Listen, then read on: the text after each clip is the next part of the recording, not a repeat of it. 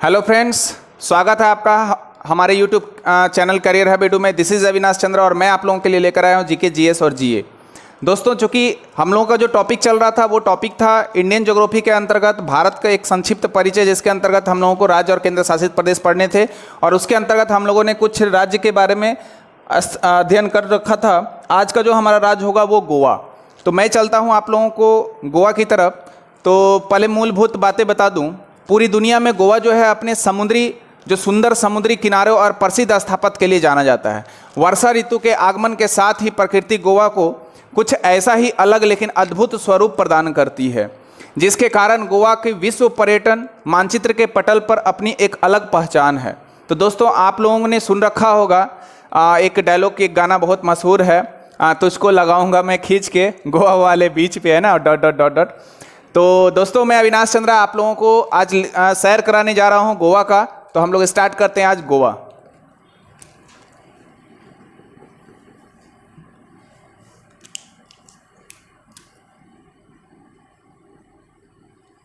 आज हम लोगों का राज्य होगा गोवा। क्योंकि गोवा जो है, आप देखोगे गोवा की राजधानी के रूप में अगर मैं बता दूं, कुछ फैक्ट्स आप लोगों को बता दूं। राजधानी, तो इसकी राजधानी है पणजी। कौन सी राजधानी बताया मैंने? पणजी। कुल जिले की संख्या अगर पूछा जाए, टोटल नंबर ऑफ डिस्ट्रिक्ट कितने हैं, तो कुल जिले की संख्या है यहाँ 2। एक है उत्तरी या उत्तर गोवा बोल सकते हो आप लोग, और एक दक्षिणी गोवा, है ना, दक्षिण गोवा। बस 2 ही जिला, इसलिए मैंने नाम बता दिया, इंपॉर्टेंट बहुत ज़्यादा नहीं है। तो 2 जिला मैंने बताया, एक उत्तरी गोवा और एक दक्षिणी गोवा, ठीक है।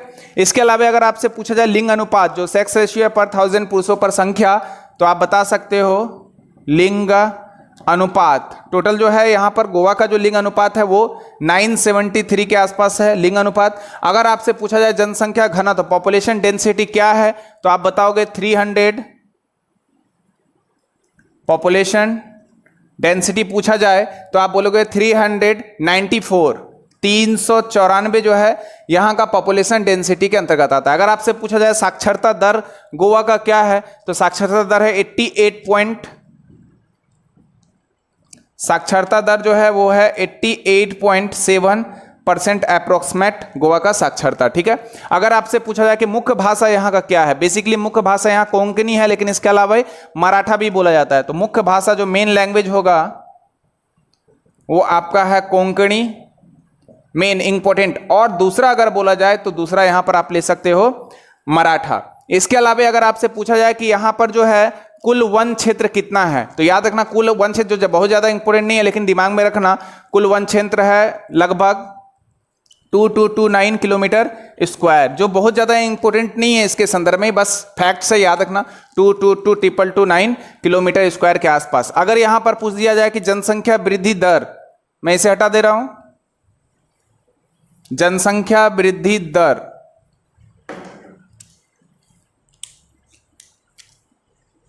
जनसंख्या वृद्धि दर जो 2001 to 11 यानी 2001 से 2011 के बीच जो जनसंख्या वृद्धि दर था वो लगभग 8.23% के आसपास है। 8.23% के आसपास है। किसका?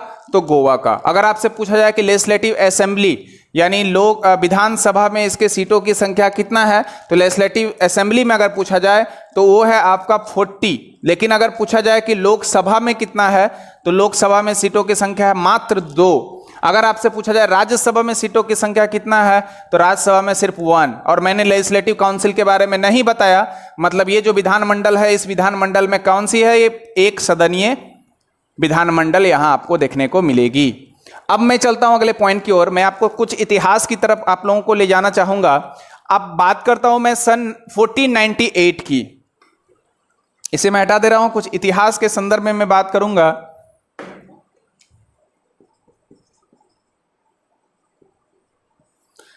सन 1498 यानी 1498 में एक पुर्तगाली नाविक थे जिसका नाम था वास्को डी गामा। पुर्तगाली नाविक जो थे वास्को डी गामा, उसके द्वारा जो है भारत के लिए एक समुद्री मार्ग की खोज की गई थी। उसके बाद ही पुर्तगाली जो थे यहां पर भारत पहुंच पाए थे। मैंने क्या नाम बोला? 1498 में पुर्तगाली नाविक थे जिसका नाम था वास्को डी गामा, जो यूरोपियन थे। जो पुर्तगाल मतलब यूरोप का एक महादेश का एक पार्ट है, पुर्तगाल देश है, जहां से आए थे और समुद्री मार्ग से यूरोपियों को जानकारी इसी के द्वारा मिली भारत के बारे में। ठीक है, ऐसा नहीं कि पहले भारत की खोज नहीं हुई थी, भारत ऑलरेडी खोजा जा चुका था। इसलिए तो बोला जाता है कि अखिल भारतीय साम्राज्य यानी अखंड भारत का निर्माता कौन था, तो अशोक था। जाहिर सा बात है कि एंशिएंट हिस्ट्री में अशोक भारत का नाम उल्लेखित था, लेकिन समुद्री मार्ग से यूरोपियों को सबसे पहले जानकारी भारत के बारे में 1498 में मिली वास्को डी गामा के द्वारा। इसलिए हम लोग बोलते हैं डिस्कवरी ऑफ इंडिया 1498 में वास्को डी गामा। तो फिर से मैं आप लोग को चर्चा कर दूं कि मैं बात कर रहा हूं 1498 में पुर्तगाली नाविक थे जिसका नाम था वास्को डी गामा। इसके द्वारा भारत के लिए समुद्री मार्ग की खोज के बाद कई पुर्तगालियां जो थे वो भारत पहुंचना शुरू हुए। इसके बाद मैं चर्चा कर रहा हूं 1510 ईस्वी का, यानी 1510 का, है ना। तो सन 1510 में एक व्यक्ति थे अल्फांसो द अल्बुकर्क।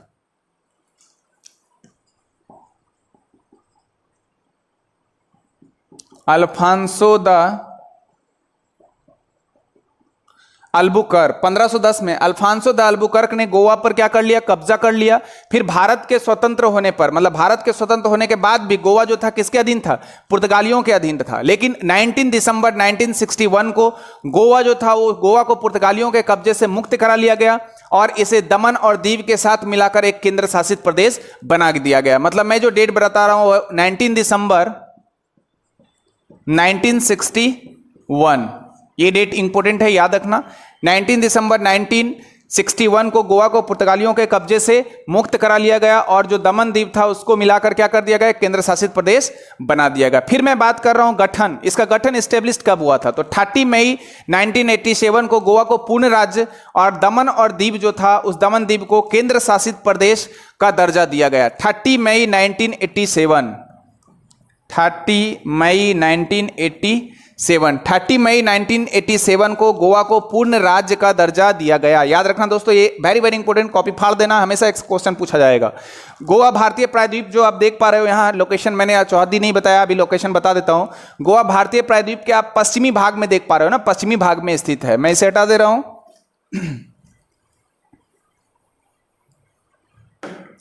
गोवा जो है भारत प्रायद्वीप का मतलब जो तीनों ओर पानी से घिरा हुआ है। एक तरफ आप देख रहे हो बे ऑफ बंगाल है, एक तरफ इंडियन ओशियन है दक्षिण में, और इधर देख रहे हो पश्चिम में जो है आपका अरेबियन सी है। तीनों ओर से पानी से घिरे होने के कारण प्रायद्वीपीय भारत के रूप में इसे जाना जाता है। तो गोवा जो है पश्चिमी तट का एक राज्य है, छोटा राज्य है। गोवा के उत्तर में आप देखोगे तो एक नदी आपको मिलेगी जिसका नाम है तैरोखोल या तेरोखोल, है ना।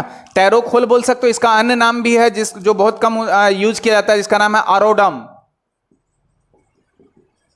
अरोडम ये क्या है, नदी है, याद रखना, जो गोवा को महाराष्ट्र से अलग करता है। मैं बता रहा हूं, गोवा के उत्तर में आप देखोगे तेरोखोल या अरेडम नदी बहती है जो गोवा को महाराष्ट्र से अलग करती है। दक्षिण में जाओगे आप तो दक्षिण में जो कर्नाटक है, आप देख पा रहे हो, ये गोवा के दक्षिण में कौन सा राज्य है भाई, कर्नाटक है। आपको दिख रहा होगा यहाँ मैप में, दक्षिण में कौन सा है, कर्नाटक है। तो कर्नाटक का जो उत्तरी कन्नड़ वाला जिला है, उत्तरी कन्नड़ वाला जिला पूर्व में पश्चिमी घाट और पश्चिमी में अरब सागर है। इधर पश्चिमी में क्या है, अरब सागर। तो याद रखना, दक्षिण में कर्नाटक और पूर्व में पश्चिमी घाट के रूप में है और पश्चिम में अरब सागर के रूप में विस्तृत है। अगर आप चाहो तो लिख सकते हो आराम से, पश्चिमी घाट है, इधर आपका दक्षिण में कर्नाटका के क्षेत्र में कन्नड़ जिला और इधर आपका अरब सागर है। गोवा की प्रमुख नदियां अगर मैं बात करूं, मैं लिख दे रहा हूं प्रमुख नदियां। तो सबसे पहले तो ये प्रमुख नदियां में एक नदी मैंने ये बताया जो गोवा को महाराष्ट्र से अलग करता है, तेरोखोल या अरोडम नदी। इसके अलावा और भी है, जैसे आप मांडवी ले लो, जुआरी ले लो जो बहुत प्रसिद्ध है, चपोरा ले लो, साल ले लो। मैं यहां लिख दे रहा हूं मांडवी, जुआरी, साल, ये सारी नदी जो है बहुत ही इंपॉर्टेंट नदी है। चपोरा मैंने छोड़ दिया, चपोरा। सारी नदियां जो है मांडवी, जुआरी, साल और चपोरा नदियां जो है इंपॉर्टेंट नदी है, जो हमेशा दो क्वेश्चन हमेशा एग्जाम में आता है मांडवी और जुआरी से संदर्भित, तो ये हमेशा याद रखना। यहां लगभग 36 द्वीप है। टोटल नंबर ऑफ आइलैंड जो है वो कितने हैं, 36। यानी अगर पूछेगा कुल द्वीप लगभग कितने हैं, तो कुल द्वीपों की संख्या यहां पर 36 है, जिनमें से 30 वादी द्वीप बहुत प्रसिद्ध है। 30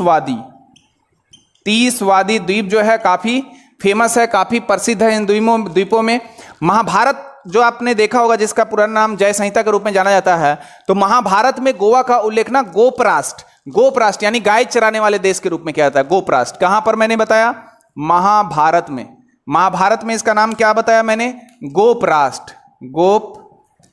गोपराष्ट्र बोले तो गाय चराने वाले देश के रूप में इसकी चर्चा की गई है। आपको एक इंपॉर्टेंट पॉइंट बता दो कि यह जो गोवा राज्य है ये क्षेत्रफल के दृष्टिकोण से भारत का सबसे छोटा राज्य है। मतलब अकॉर्डिंग टू एरिया अगर मैं बात करूं तो भारत का सबसे छोटा राज्य जो है वो कौन है? गोवा है। यह राज्य जो है कोंकण रेलवे के माध्यम से मुंबई और मंगलुरु से जुड़ा हुआ है। कोंकण रेलवे के माध्यम से मुंबई से मंगलौर जुड़ा हुआ है। कोंकण रेलवे के माध्यम से मुंबई और मंगलौर से जुड़ा हुआ है। आप प्लेस के रूप में अब मैं पढ़ता हूं कौन कौन सा प्लेस है गोवा का महत्वपूर्ण प्लेस, उसके बारे में चर्चा करूंगा। अब इसका महत्वपूर्ण प्लेस में आप पहला पॉइंट ले लो, सेंट जॉर्ज द्वीप। मैं यहां लिख दे रहा हूं सेंट जॉर्ज द्वीप। कहां स्थित है भाई? तो गोवा में है, इंपॉर्टेंट है। तो सेंट जॉर्ज द्वीप जो है गोवा के पश्चिम में, गोवा जो दिख रहा है इस गोवा के पश्चिम में है ना, गोवा के पश्चिम में अरब सागर में स्थित एक द्वीप है जिसका नाम है सेंट जॉर्ज द्वीप। इसके अलावा एक क्षेत्र है आप मार्मा गोवा बंदरगाह। मैं यहां लिख दे रहा हूं मार्मा गोवा बंदरगाह। तो मार्मा गोवा बंदरगाह का है क्या है? यह एक नगर है, बंदरगाह है जो भारत सागर के तट पर स्थित है। जो अरब सागर दिख रहा है ना उसके तट पर स्थित है मार्मा गोवा बंदरगाह। तो पूछेगा मार्मा गोवा बंदरगाह कहां है? तो उसमें लगा हुआ है गोवा, तो याद रखना गोवा। एक और जगह है जिसका नाम है वास्को डी गामा। गोवा में अरब सागर पर ही है मार्मा गोवा नदी, मार्मा गोवा जो खाड़ी भी है या नगर भी है उसके दक्षिण में विशेष स्थान है जिसका नाम है वास्को डी गामा। मैं यहां लिख दे रहा हूं, मैंने सोचा था इससे क्वेश्चन पूछूंगा आप लोगों से, बट कोई बात नहीं। वास्को डी गामा एक नगर है जो गोवा का सबसे बड़ा नगर, सबसे बड़ा शहरों में से एक है। तो गोवा का जगह ये मार्मा गोवा भी है, यहीं पर बंदरगाह के रूप में आ जाता है ना, याद रखना वास्को डी गामा। मार्मा गोवा बंदरगाह यह एक नगर बंदरगाह है जो अरब सागर के तट पर स्थित है। तो ये आप लोगों को समझ में आ रही होगी बातें। ये प्रमुख प्लेस है जो मैंने बताया, सेंट जॉर्ज द्वीप जो गोवा में एक प्रमुख द्वीप है। मार्मा गोवा बंदरगाह एक प्रकार का बंदरगाह है, सीपोर्ट है, पत्तन है। गोवा से याद रखना यहाँ गोवा लगा हुआ है, गोवा से मार्मा गोवा। वास्को डी गामा, चूंकि जानते हैं हम लोग वास्को डी गामा आया था, खोजा था, तो वास्को डी गामा भारत की खोज की थी। और वास्को डी गामा एक नगर भी है जो गोवा का सबसे बड़ा नगर और शहरों में से एक है। गोवा का आप देखोगे तो मुख्य रूप से जो लगभग 60% जनसंख्या जो है, लगभग अगर गोवा के बारे में चर्चा करेंगे हम लोग तो आप पाओगे कि गोवा का जो जनसंख्या है, टोटल नंबर ऑफ पॉपुलेशन जो है, उसमें से लगभग 60%, अप्रोक्सीमेट 60% जो है वो हिंदू लोग पाए जाते हैं। जबकि इसके अलावा आप देखोगे तो लगभग 28% जो जनसंख्या है वो ईसाई लोगों की है। किसकी है? ईसाई लोगों की यहां पर जनसंख्या। और प्रमुख रूप से हवाई अड्डे के बारे में चर्चा करोगे तो डैबोलीम, पणजी, ये हवाई अड्डा आपको देखने को मिलेंगे। ठीक है, तो गोवा में मैंने कितना बताया? लगभग 60% बताया हिंदू, और ईसाइयों की संख्या कितनी बताई? 28%। तो ये सारे होने के बावजूद भी यहां पर जो है पुर्तगालियों का छाप स्पष्ट रूप से दिखाई देता है, दृष्टिगोचर होता है ना। मतलब जो पुर्तगाली यहां पर आए थे और अपना शासन आधिपत्य को जमा कर रखे थे, उन सारे पुर्तगालियों का यहां पर संस्कृति और सभ्यता और जो उसका कल्चर, मतलब जो सांस्कृतिक प्रयोजन था, वो सारा चीज की झलक हमें आसानी से देखने को मिलती है। गोवा एक पर्यटन शहर के रूप में, पर्यटन राज्य के रूप में जाना जाता है। छोटा सा शहर है, परंतु ये अधिकांश गर्मी के मौसम, बरसात के मौसम में और गर्मी के मौसम में लोग यहाँ पलायन करते हैं और घूमने की इच्छा रखते हैं। तो ये गोवा के बारे में हम लोगों ने जानकारी ली। छोटा राज्य था, छोटी जानकारियां थी। उम्मीद है आप लोगों को समझ में आई होगी बच्चों।